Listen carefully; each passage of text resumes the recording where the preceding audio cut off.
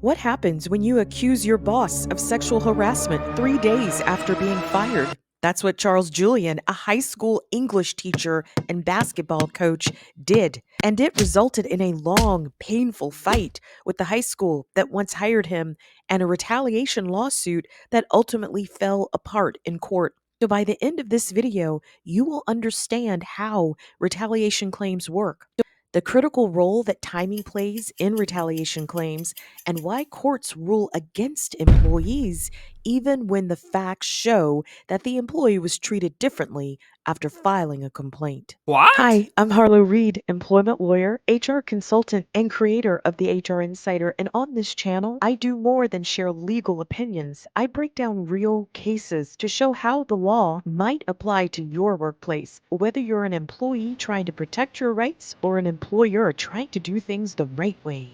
If you are an employee, 9 times out of 10, you know that retaliation isn't rare. In fact, it's one of the most common workplace complaints that's filed with the EEOC. In fact, nearly half of all discrimination charges include retaliation. That means employees aren't just being mistreated, they're being punished for speaking up about it. Tennessee to Georgia to Nevada, across the country, workers are reporting one thing loud and clear. When they try to do the right thing, someone tries to make them pay for it. That's not just wrong, it's illegal. And that's why I've actually put together a whole retaliation playlist that breaks down real cases just like this one. So if you want to understand your rights, what retaliation really looks like, and how courts respond, check out the playlist after this video. It's there to help you see the patterns and know you're not imagining things. I'll put the link in the description. The content shared on this channel is for informational purposes only and is not a substitute for professional legal advice. Always consult with a qualified attorney or HR professional for specific guidance tailored to your needs. And hey, don't forget to like and subscribe.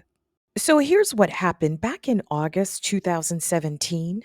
Charles Julien, he took a job as an English teacher at East St. John High School in Louisiana. And along with his teaching duties, he took on a side role coaching the boys' basketball team, a position that paid a small stipend and could be ended at any time for any reason.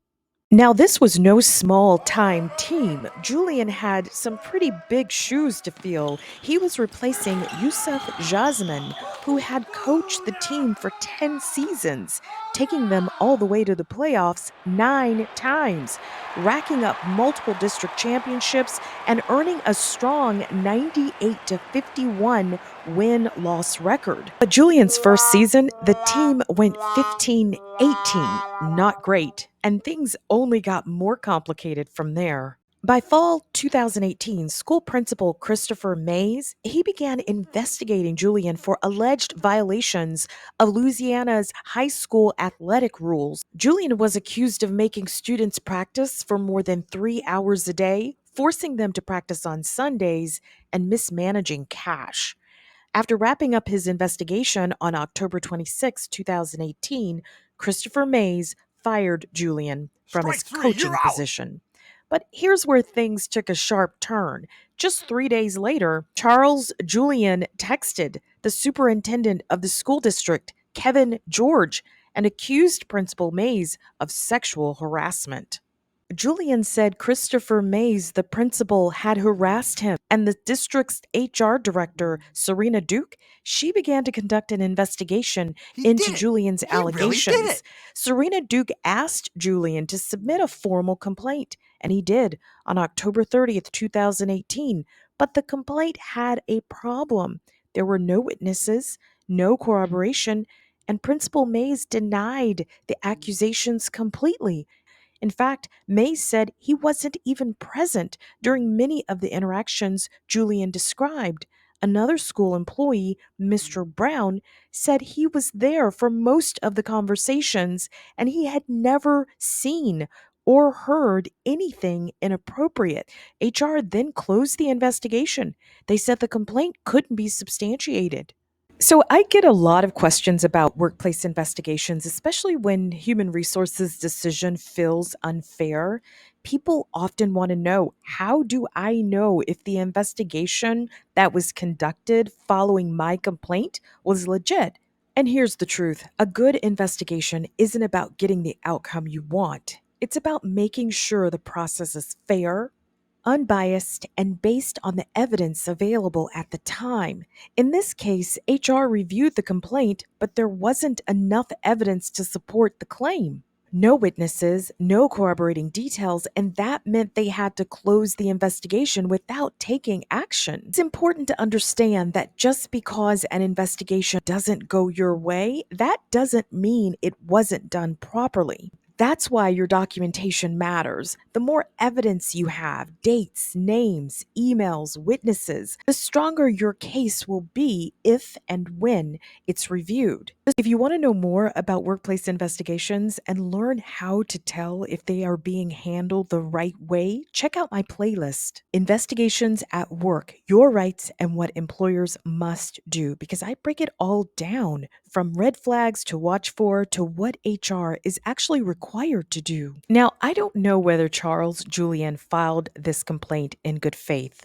If you look at the timeline, he was removed from his coaching position on Friday, October 26th, and he filed his complaint on Monday, October 29th, immediately following his removal.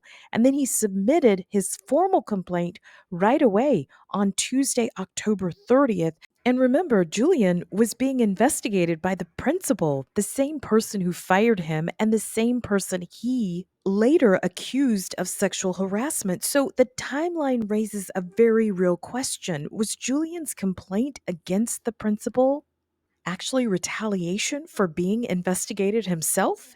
It might sound far fetched, and yes, it's petty, but let me tell you, this wouldn't be the first time I've seen something like that happen at work. It does happen, and when it does, it can complicate everything. So I do think that timeline is somewhat questionable, and I also don't know whether the HR director conducted an investigation in a way that clearly communicated the findings to Julian. Maybe he was told the claim couldn't be substantiated. Maybe he was not, and decided to pursue it legally either way. But here's the hard truth: if you move forward with a legal claim and you have no evidence, it's likely doomed from the start. Filing a complaint against your employer, guys, that's serious business. And whether your claim is legitimate or not, you need documentation. I'm talking emails, texts, witnesses, dates, something to support what you're saying, what you're alleging, because otherwise you may invest time, energy, emotional effort. And guys, these cases are the long game for sure. And you will only end up with exactly where you started, with nothing. All right, let's get back to the case. So the superintendent, Kevin George, he actually reinstated Charles Julien as coach a few weeks later, not because the complaint was valid. That is Julian's complaint, not because it was valid, but to avoid canceling the basketball season altogether. So Julian was back in the coaching seat, but things weren't looking up. His second season ended with a 9-21 record. The team missed the playoffs for the first time in 10 years. And over the summer of 2019, complaints from players and parents rolled in, accusing Julian of bullying and harassment. This time, it was Mr. Brown, the school's athletic director, who made the call. He decided Julian had to go, citing not just the complaints, but the poor team performance and a toxic culture on the basketball team. Julian was relieved of his coaching duties again in September 2019, but on as an English teacher. And in June of 2021, Julian filed a lawsuit. He claimed the real reason he was pushed out of coaching and mistreated throughout the year was retaliation. And he pointed to 4 specific acts. He said in May of 2019, the team was locked out of the weight room. And that same month, Brown allegedly made him get extra insurance to use school facilities. In August, his team wasn't allowed to join athletic PE, and finally on September 13th, 2019, he was removed as head coach. Julian argued that anyone in his shoes would feel punished, that these acts would discourage someone from ever filing a harassment complaint again. So, how did the school district respond to Julian's allegations in court? Well, they focused on three main arguments. First, they said the timing just didn't add up. Julian filed his harassment complaint in October 2018, but the first so called retaliatory action, being locked out of the weight room, May 2019. That's a 6-month gap, and the courts have consistently ruled that when too much time passes, it's hard to prove the two events are connected. Second, the district argued that none of the actions Julian complained about were actually adverse employment actions under the law.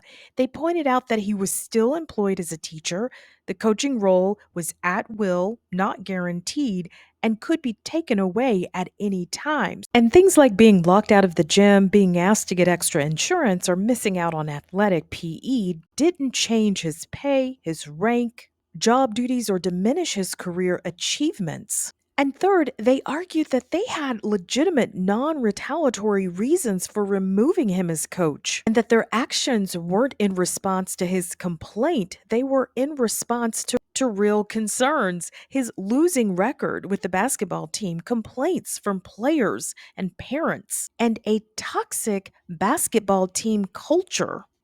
And they added in that the final decision to remove Julian, it came from the athletic director, not the principal that Julian accused of harassment. And the court agreed with the school district. They said that the alleged retaliation didn't start until 6 months after Julian made his complaint. That's too long. According to the Fifth Circuit, where this case was filed, even a 2.5 month delay is often too long to prove a link to the complaint and the adverse action. So, 6 months, that's a deal breaker. The court also noted that Julian never lost his full time teaching job. His coaching role, well, that was at will, and his removal was tied to performance issues, not retaliation. So, in the end, they dismissed the case, and Julian, well, he lost. So, in the end, the court sided with the school district. They found that the timing, the nature of the actions, and the evidence provided didn't meet the legal standard for retaliation. And this case, guys, it is a powerful reminder. If you are going to claim retaliation, the timing, it has to make sense. You need to show a clear link between your complaint and what happened next. And most importantly, keep documentation, report issues as they happen, and gather as much evidence as possible. Julian may have had a difficult year, but in the eyes of the court, it wasn't enough to prove retaliation. If you found this story helpful, give it a thumbs up, leave a comment below, and don't forget to subscribe for more breakdowns like this. Until next time, I'm Harlow Reed, and this is the HR Insider.